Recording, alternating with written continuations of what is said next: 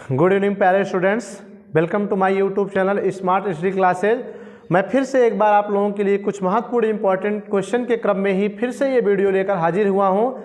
और I hope कि जो भी वीडियो पीछे दिया गया होगा क्वेश्चन आंसर आप कर रहे होंगे, उसका नोट्स भी बना रहे होंगे, उसे पढ़ भी रहे होंगे और इन्जॉय कर रहे होंगे। ठीक है, जैसा कि आपको पता है कि एग्ज़ाम होने में बहुत टाइम नहीं रह गया है, लगभग ये दिसंबर महीना भी लग चुका है। तो ऐसे मौके पर अब आप जग जाइए, अगर सोए हुए हो तो जाग जाइए और एक अच्छा सा प्री प्लान बना करके पढ़ाई करने में जुट जाइए, ताकि बोर्ड एग्ज़ाम में अच्छे से अच्छे नंबर आप प्राप्त कर सकें। और हमारा यह चैनल आपके इस काम में पूर्ण रूप से सहयोग करेगा, चाहे वो बायोलॉजी हो, केमिस्ट्री हो, मैथ्स हो, इंग्लिश हो, लगभग सभी विषयों का वीडियो यहाँ पर प्रोवाइड किया जाता है। आपको सिर्फ और सिर्फ हमारे इस channel smart study YouTube classes के चैनल को क्या करना है, सब्सक्राइब करना है और बेल आइकन दबाना है, ताकि जो भी वीडियो मिले उसका नोटिफिकेशन आपको मिलते रहे। इतना आप कर लीजिए और वीडियो को ध्यान से देखिए, स्किप मत करिए। ठीक है, और साथ में जो भी आपको इम्पोर्टेंट मटेरियल यहाँ पर दिया जा रहा है उसका हो सके तो नोट्स भी बनाइए। ठीक है, क्योंकि गाइस वीडियो को आप जितनी बार बार देखोगे तो ये ज़्यादा मोबाइल का प्रयोग करना आंखों को नुकसानदायक भी हो सकता है। इसलिए वीडियो को एक या दो बार अच्छे से देखिए, फिर नोट्स बना डालिए और नोट्स बना करके उससे अध्ययन करिए। फिर भी कोई प्रॉब्लम होती है तो फिर से आप वीडियो को देख सकते हैं। और वीडियो को देखने के बाद वीडियो अच्छी लगे तो वीडियो को लाइक और कमेंट भी करिए। तो फटाफट एक बार इस वीडियो को लाइक और कमेंट करिए। आगे बढ़ने से पहले एक लाइक कर दीजिए आप, ठीक है। और हाँ, चैनल को अगर आप नए हैं तो सब्सक्राइब भी कर लीजिए। ठीक है, तो मैं विपिन सर आप लोगों के लिए एक बार फिर से बायोलॉजी सब्जेक्ट के अंतर्गत कुछ महत्वपूर्ण प्रश्नोत्तर जो बोर्ड एग्जाम 2021 में आने की संभावना है, वो चैप्टर आपका जैव प्रौद्योगिकी में उसके अनुप्रयोग से है, इसका यह चौथा वीडियो प्रोवाइड किया जा रहा है। और इसके अंतर्गत जो यहाँ क्वेश्चन आपके सामने आने की संभावना है, किस टाइप क्वेश्चन आते हैं, कैसे हमें आंसर राइट करना है, यहाँ पर हम देखेंगे। ठीक है, तो क्वेश्चन को मैंने पहले लगा रखा है, ट्रांसजेनिक जीव क्या है, दो उदाहरण पूछ रहा है, दो उदाहरण दीजिए। ठीक है, तो मैंने इसका आंसर वीडियो में पहले ही प्रोवाइड कराया है, लेकिन अब क्वेश्चन टाइप अगर आ रहा है तो कैसे लिखा जाए, तो ये चीज़ हम यहाँ पर देखेंगे। ठीक है, तो ट्रांसजेनिक अंग्रेजी शब्द है, इंग्लिश वर्ड है, लेकिन फिर भी हिंदी में देवनागरी लिप करके ट्रांसजेनिक पूछा जाता है। इसकी हिंदी क्या होती है, परजीवी जंतु होती है। क्या होती है, परजीवी जंतु होती है। तो आइए देखते हैं परजीवी जंतु क्या है। ठीक है, परजीवी जंतु या जीव। ठीक है, यहाँ पर हम उत्तर डालेंगे और उत्तर में सबसे पहले हम हेडिंग करते हैं। बिना हेडिंग के आंसर नहीं लिखना चाहिए, इस बात का आप लोग विशेष कर ध्यान दीजिए कि ट्रांसजेनिक अगर क्वेश्चन है तो ऐसे ही आंसर डालिए। इसे हम परजीवी जंतु भी कहते हैं, तो दोनों नाम से पूछ सकता है, परजीवी जीव या जंतु या ठीक है ट्रांसजेनिक जीव। तो ये हेडिंग मैंने किया। अब हम क्या करते हैं, ये है क्या, तो ध्यान से देखिए, बहुत रटिए मत, थोड़ा सा अगर आप आंसर लगाएंगे तो थोड़ा बहुत जानकारी आपको यहाँ पर मिल जाएगी। पर मीन्स क्या होता है, दूसरे, और जीनी माने जीन और जीव माने जीव, यानी ऐसे जीव जिसमें किसी दूसरे का जीव दूसरे लक्षण वाले, वांछित लक्षण वाले बाहरी जीन डाले गए हों, तो ऐसे जीव को हम परजीवी जीव या ट्रांसजेनिक जीव कहते हैं। आइए देखते हैं कैसे लिखते हैं। वे जीव जिनमें वांछित लक्षण वाले जीन, ठीक है, जीन को जैव प्रौद्योगिकी तकनीक द्वारा, ठीक है, जैव प्रौद्योगिकी तकनीक द्वारा स्थानांतरित किया गया हो, स्थानांतरित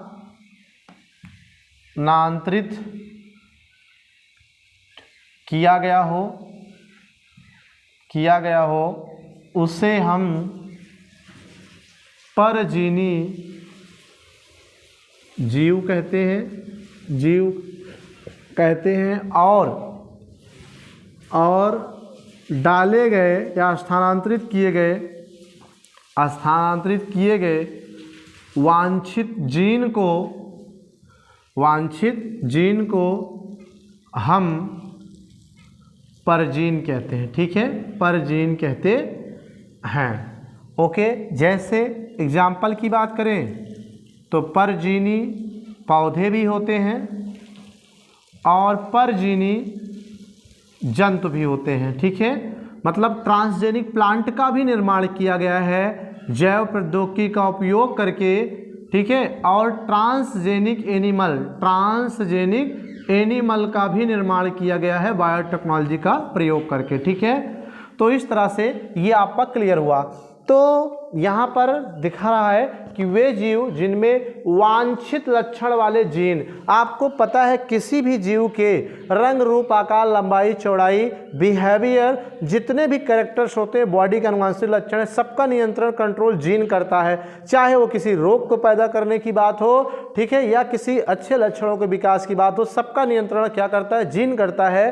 तो हमें क्या करना है? ऐसा जीन लेना है जो वांछित लक्षण अच्छे लक्षण वाला हो, उसको हम क्या करते हैं? जैव टेक्नोलॉजी का प्रयोग करके जीनी इंजीनियरिंग के अंतर्गत उसे किसी दूसरे जीव के भ्रूणिक अवस्था में ही क्या करते हैं? उस कोशिका में डाल देते हैं। अब जब वो भ्रूण डेवलप होता है तो वो परजीवी जंतु या परजीवी जीव कहलाएगा। ठीक है, क्योंकि उसमें खुद का जीन तो नहीं है बल्कि किसी दूसरे जीन का उसमें समावेश किया गया है।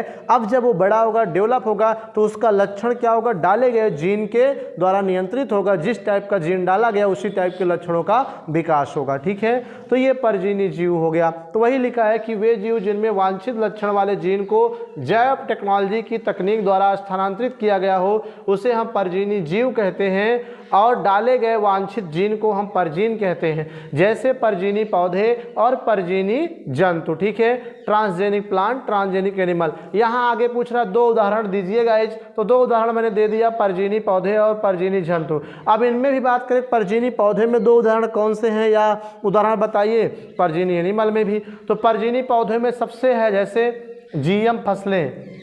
ठीक है, जीएम फसलें, बीटी फसलें जिसमें आपको बीटी टमाटर है ना, बीटी बैगन, बीटी आलू और बीटी कपास। ठीक है, ये क्या है? ये परजीवी पौधे हैं, ट्रांसजेनिक प्लांट हैं, ट्रांसजेनिक जीव हैं। ठीक है, और एनिमल में अगर बात करें, ठीक है, तो ट्रांसजेनिक एनिमल्स कौन सा है? जैसे परजीवी चूहा होता है। ठीक है, परजीवी चूहा बनाया गया है और परजीवी जीवाणु का भी निर्माण किया गया है। ठीक है, परजीवी जीवाणु का भी निर्माण किया गया। ठीक है, इसी तरह से एक मछली है जिसका नाम परजीवी साल्मन मछली है। ठीक है, साल्मन मछली है। तो ये इसके उदाहरण हो गए। ठीक है, अब आप देख सकते हैं कि इसका उदाहरण भी दे दिया हमने। अब यहाँ पर एक इम्पॉर्टेंट बात की जाए, परजीवी जीवाणु ये क्यों बनाया गया, इसका क्या काम है? तो जैसे कुछ आप पता है कि जो ऑयल्स होते हैं, तेल होते हैं, वो इंडिया में नहीं पाए जाते हैं। ठीक है, अरब कंट्री में पाए, कुवैत, ईरान, इराक में पाए जाते हैं। वहाँ तेल समुद्र के रास्ते हो करके इंडिया में आता है, रिफाइनरी में शुद्ध होता है, तब मार्केट में आपको उपलब्ध होता है। ठीक है, हमारे यहाँ पूर्ण रूप से क्या है? पानी है पृथ्वी के अंदर ज़्यादातर, लेकिन इराक, कुवैत, सऊदी में क्या है? पानी ना होकर ज़्यादातर जल है, तो तेल है, तेल पाया जाता है। उसी तेल को बेच करके क्या करते हैं? अपनी इकोनॉमी को बढ़ाने का कार्य करते हैं। तो कभी कभी तेल को वहाँ से यहाँ लाने में समुद्री रास्ते में क्या होता है? कोई जहाज पलट जाती, तेल का रिसाव हो जाता है, पूरे तेल क्या है? समुद्र पर फैल जाता है, जिससे समुद्र में रहने वाले जीवों के ऊपर खतरा मंडराता है और पारिस्थितिक तंत्र नष्ट होने का खतरा रहता है। तो वैज्ञानिकों ने बायोटेक्नोलॉजी का प्रयोग करके एक परजीवी जीवाणु का निर्माण किया। यह जीवाणु अगर समुद्र में छोड़ देते हैं तो यह समुद्र में सतह पर फैले तेल को क्या करता है? चट कर जाता है। इस तरह से समुद्र के पानी में फैले तेल पूर्ण रूप से खत्म हो जाते हैं स्वतः ही। तो ये हेल्पफुल हुआ कि नहीं हुआ? हुआ ना।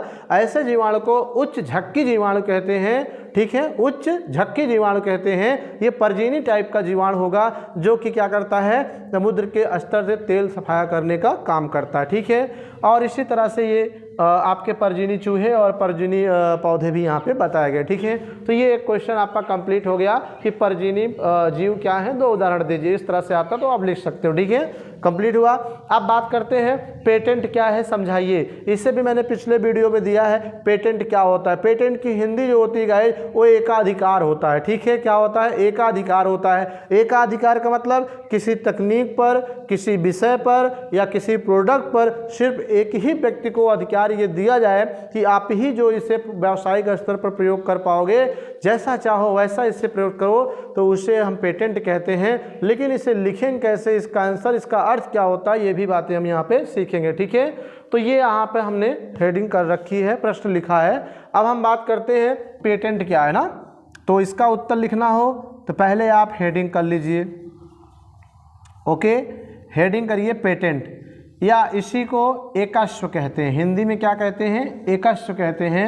एकस्व का मतलब एकाधिकार हो सकता है। ठीक है, तो यहाँ पर एक बार ओरल रूप से समझ ली जाए, किसी व्यक्ति द्वारा या किसी कंपनी द्वारा किसी किए गए नवीन खोज या अन्वेषण को वहाँ की सरकार द्वारा, ठीक है, पेटेंट अधिनियम के नियम के तहत उस खोज को अपने नाम पर, अपनी कंपनी के नाम पर या अपने नाम पर रजिस्टर करा लेना और एकाधिकार प्राप्त कर लेना ही क्या कहलाता है, पेटेंट कहलाता है। ये ऐसा इसलिए किया जाता है कि ताकि कोई और कंपनी, कोई और व्यक्ति आपके इस प्रकार के तकनीक या सिद्धांत या खोज का दुरुपयोग ना कर सके, आपका अधिकार सुरक्षित रहे, आपके राइट रिजर्व रहें। तो इस तरह से ये क्रिया पेटेंट की जाती है। ठीक है, तो लिखेंगे कैसे, आइए देखते हैं। पेटेंट हेडिंग करना, फिर लिखना किसी व्यक्ति या कंपनी, किसी व्यक्ति या कंपनी द्वारा किसी नए अन्वेषण को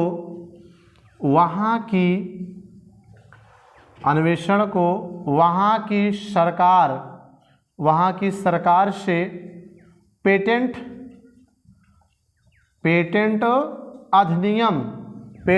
अधिनियम के अंतर्गत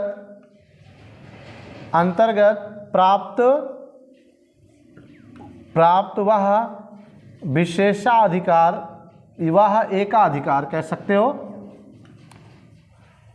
प्राप्त वह एकाधिकार जिससे उस अन्वेषण के प्रति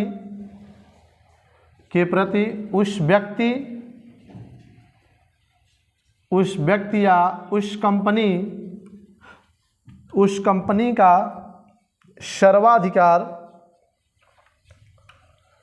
सर्वाधिकार बना रहे या सुरक्षित रहे, तो उसे हम पेटेंट कहते हैं या एकस्व कहते हैं। ठीक है, उसे हम क्या कहते हैं, पेटेंट कहते हैं।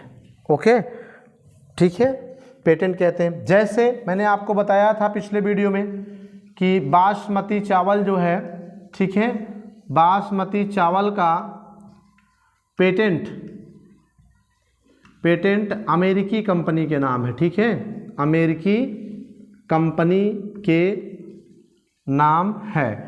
अगर बासमती चावल का पेटेंट अमेरिकी कंपनी ने अपने नाम कराया है, तो स्वाभाविक सी बात है कि अब इस तरह का बासमती चावल का पेटेंट कोई और कंपनी, किसी और देश के कंपनियां नहीं कर सकती हैं। ठीक है, क्योंकि अब इस पर अधिकार प्राप्त हो गया, चाहे जैसे बेचे, चाहे जितना बेचे और चाहे जिस रेट में जैसे बेचे, ये इसका अपना क्या हो गया, एकाधिकार हो। सेम चीज़, सेम प्रोडक्ट, सेम क्वालिटी का कोई और कंपनी, कोई और देश इससे क्या कर सकते हैं, बेच नहीं सकते, इस तरह का प्रोडक्शन नहीं कर सकते हैं। ठीक है, नहीं तो क्या होगा, उन पे FIR भी हो सकता है।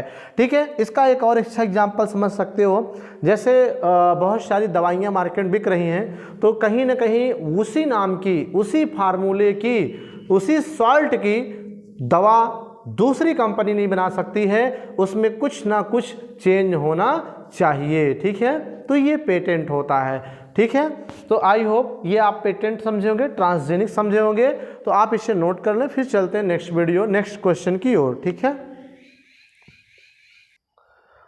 तो आइए देखते हैं नेक्स्ट क्वेश्चन इस वीडियो का, जो कि ये भी इम्पॉर्टेंट है, ये भी कई बार एग्जाम में रिपीट किया गया है, तो एग्जाम के लिए वेरी इंपॉर्टेंट है। बीटी फसल क्या है और बीटी कपास को समझाइए। अभी मैंने परजीनी पौधे, परजीनी प्लांट के अंतर्गत मैंने वहाँ बीटी का जिक्र किया था, तो आइए देखते हैं फिर से एक बार डिटेल रूप से बीटी फसल क्या है। ठीक है, आई होप ये क्वेश्चन आ गया। तो आप क्या करेंगे, पहले ये आंसर लिखते समय इसकी हेडिंग मेंटेन करेंगे। ठीक है, बीटी कपास, बीटी फसल हम लोग देखते हैं पहले, फिर कपास की चर्चा करेंगे। बीटी फसल, ठीक है, बीटी क्रॉप, बीटी क्रॉप।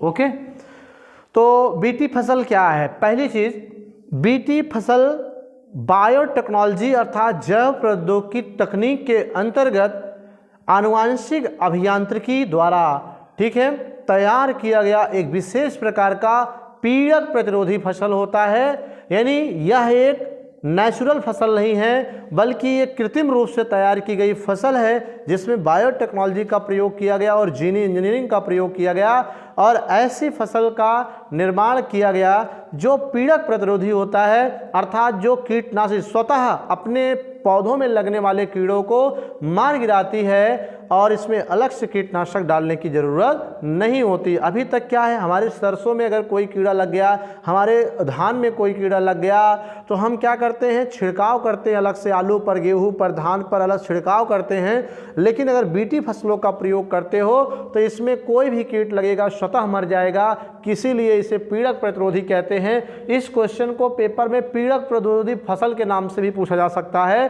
तो आप सावधान रहिए कि बीटी फसल को ही पीड़क प्रतिरोधी फसल समझिएगा, ठीक है। नहीं तो आईओ क्वेश्चन आ रहा है बीटी फसल क्या है, लेकिन पीड़क प्रतिरोधी नाम दे दिया तो आप कंफ्यूज हो गए कि हम इसमें क्या लिखें, ये कौन सी फसल होती है। तो दोनों का मतलब एक होता है, ठीक है। तो ये क्या है बीटी फसल और बीटी कपास को समझाने के लिए कह रहा है, तो मैं इसके बारे में यहाँ पर डिस्कस करूँगा, ठीक है। तो दोस्तों पहले बीटी का मतलब समझिए क्या है, बीटी नाम क्यों दिया गया, ठीक है। बी फार होता है बैसिलस,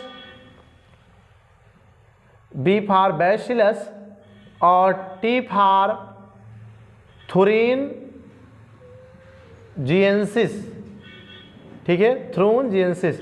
ये बैसिलस थ्रुएंजिएंसिस बीटी का अर्थ हुआ। और ये क्या है, ये एक प्रकार का बेटा क्या है, जीवाणु है। क्या है, एक प्रकार का जीवाणु होता है जिसका नाम बीटी रखा गया। अब आगे आ रहा फसल, यानी जीवाणु फसल, यानी ऐसी फसल जिसमें बीटी नामक जीवाणु का कोई जीन क्या किया गया हो, स्थानांतरित किया गया हो, रूपांतरित किया गया हो, जीवाणु से निकाल करके प्लांट में डाल दिया गया हो, जिससे वह जीन अब उस प्लांट में अपना कार्य करने लगा, तो ऐसी फसल को बीटी फसल कहते हैं, ठीक है। लिखेंगे कैसे, आइए देखते हैं इसमें कि वह फसल जिसमें बीटी जीवाणु, ठीक है, अर्थात बैसिलस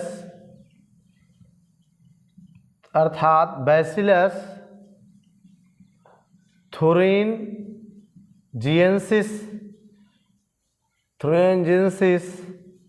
नामक जीवाणु, ठीक है, जीवाणु का निष्क्रिय प्रतिविष जीवाणु, निष्क्रिय प्रतिविष जीन को निकाल कर फसल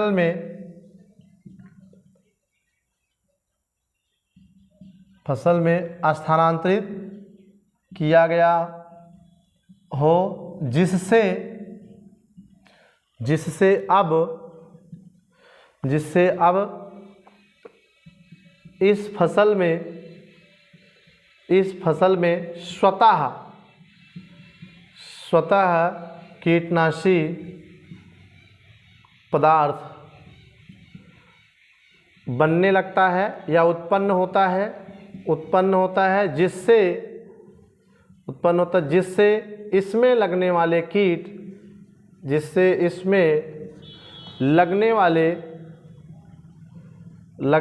कीट स्वतः मर जाते हैं और फसल बच जाती है। तो इसे बीटी फसल कहते हैं, ठीक है। क्या कहते हैं, इसे बीटी फसल कहते हैं, ठीक है। क्या कहेंगे, बीटी फसल कहते हैं। पीड़क प्रतिरोधी होती है, ठीक है। यह पीड़क प्रतिरोधी फसल होती है, ठीक है। अब उदाहरण की बात की जाए, क्या लिखा है यहाँ पे, क्या समझा कि ऐसी फसलें या वे पौधे जिसमें बीटी जीवाणु अर्थात बैसिलस थ्रुएंजेसिस नामक जीवाणु का या जीवाणु में पाए जाने वाले निष्क्रिय, ठीक है, प्रतिबिंब जीन को निकालकर उस फसल में स्थानांतरित कर दिया गया हो, जिससे यह जीन अब इस फसल में स्वतः कीटनाशी पदार्थ का निर्माण करता है, जिससे इसमें लगने वाले कीट स्वतः मर जाते हैं और फसल शेष बच जाती है। इसे बीटी फसल कहते हैं और इसीलिए यह पीड़क प्रतिरोधी फसल भी कहलाती है, ठीक है। ये आपका हो गया। अब एग्जाम्पल की बात करें कि इसका एग्जाम्पल क्या होता है, तो मैंने आपको पहले ही बता रखा है कि इसकी बहुत सारी फसलों का वो किया गया है, निर्माण किया गया है, जैसे बीटी तंबाकू, ठीक है गाइस, बीटी तंबाकू और बीटी टमाटर और बीटी बैगन, बीटी टमाटर, बीटी बैगन और बीटी आलू और बीटी कपास, ठीक है, ETC। इस कुछ प्रकार के फसल यहाँ पे दिए गए, बीटी तंबाकू, बीटी टमाटर, बीटी बैगन, बीटी आलू, बीटी कपास, यानी बैसिलस थ्रुएंजेसिस नामक जीवाणु के प्रतिबिंब वाले निष्क्रिय जीन को निकाल करके अभी तक बीटी टमाटर, बीटी बैगन, बीटी आलू, बीटी तंबाकू, बीटी कपास जैसे बीटी मक्का, इस तरह से पौधे को क्या किया गया है, बनाया गया है, ठीक है। अब यहाँ पर एक इंपॉर्टेंट क्वेश्चन की बात करें कि फर्स्ट ऑफ ऑल किस प्रकार, एक नंबर का पूछा जा सकता है कि फर्स्ट ऑफ ऑल सबसे पहले किस प्रकार के बीटी फसल का निर्माण किया गया है, तो आपको याद होना चाहिए तंबाकू। तो यहाँ पर हम नोट कर दे रहे हैं और आप लोग नोट लिख लीजिएगा कि सर्वप्रथम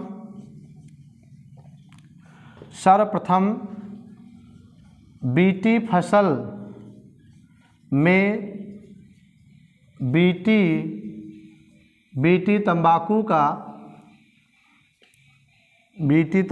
का निर्माण किया गया। अर्थात प्रथम बीटी फसल क्या है, ये नोट है, स्टार पॉइंट है, इसे आप नोट कर लीजिए, कहीं पूछा जा सकता है। ये एक नंबर का कंपटीशन से लेके बोर्ड एग्जाम तक पूछा जा सकता है, इसलिए आप इसे जरूर ध्यान से नोट करें कि सर्वप्रथम बीटी फसल में ही बीटी तंबाकू का निर्माण किया गया, ठीक है। ये रहा आपका क्वेश्चन का आंसर। और यहीं पर जो एक पूछ रहा है कि बीटी कपास को समझाइए, तो बीटी कपास क्या है, कपास का प्लांट आप लोग जान रहे हैं जिसका नाम गॉसिपियम होता है, ठीक है। इसके साइंटिफिक नेम में क्या है, गॉसिपियम कहते हैं। तो बीटी कपास अगर साधारण भाषा में देखा जाए तो जो हम रुई कहते हैं, जिसे क्या बोलते हैं, रुई बोलते हैं, तो वो रुई वाला जो पौधा होता है जिससे रुई प्राप्त होता है उसी को हम क्या कहते हैं, कपास का पौधा कहते हैं, ठीक है। तो अब सामान्य से जो कॉमन तरीके का बीटी फसल होता है उसमें जब फूल लगते हैं तो उसी समय उसमें कीट वगैरह लग जाते हैं जिससे फूल नुकसान हो जाता है और कपास का उत्पादन प्रभावित हो जाता है। तो ऐसी स्थिति में चूँकि आज रुई का एक बहुत बड़ा मैन्युफैक्चरिंग हब बन चुका है, क्योंकि रुई का प्रयोग कपड़े बनाने से लेकर के अस्पतालों से लेकर के खिलौने बनाने तक का किया जाता है। तो इस विस्तृत मांग को देखते हुए कपास के उत्पादन में वृद्धि की भी आवश्यकता हुई। तो वैज्ञानिकों ने चूँकि कीट लगने के कारण ऐसी फसलें क्या होती, उत्पादन प्रभावित हो जाता है, आधा हो जाता है, इसलिए इसको देखते हुए वैज्ञानिकों ने जैव टेक्नोलॉजी का जीन इंजीनियरिंग के अंतर्गत उपयोग किया और उपयोग करके इसी प्रकार के बीटी फसल के क्रम में बीटी कपास का भी निर्माण किया, ठीक है। अर्थात कपास के पौधों में क्या किया कि बीटी नामक जीवाणु के प्रतिबिंब बनाने वाले जीन को निकाल के डाल दिया। अब जब बीटी कपास ये तैयार हुआ तो उनमें ये कीट स्वतः क्या हो गए, मर गए, उनमें अलग से कीटनाशक दवा डालने की ज़रूरत नहीं हुई और फसल प्रोडक्शन या फसल उत्पादन में क्या हुई, ज़बरदस्ती वृद्धि हुई, ठीक है। तो ये बीटी कपास होता है, ठीक है, ये बीटी कपास या बीटी फसल होता है। तो इस तरह से आपका ये भी क्या हो गया, कंप्लीट हो गया दोस्तों, ठीक है। तो लगभग जो भी इम्पोर्टेंट क्वेश्चन जैव प्रौद्योगिकियों में अनुप्रयोग थे मैंने उन सबको कवर किया जो आने के चांसेज हैं। इसमें कितने तरह का क्वेश्चन आ सकता है एक बार फिर हम इस वीडियो के अंत में बता दे रहे हैं। पहला क्वेश्चन है जैव प्रौद्योगिकी क्या है, इसके 4 लाभ बताइए। तो आप डिफिनेशन लिखना, लाभ लिख देना, कृषि क्षेत्र में, औषधि क्षेत्र में, इन क्षेत्रों में, जीन चिकित्सा में, ये सब लिख देना। यह आ सकता है जीनी चिकित्सा क्या है टिप्पणी, मैंने वो भी वीडियो में कवर किया है, उसी तरह से आएगा।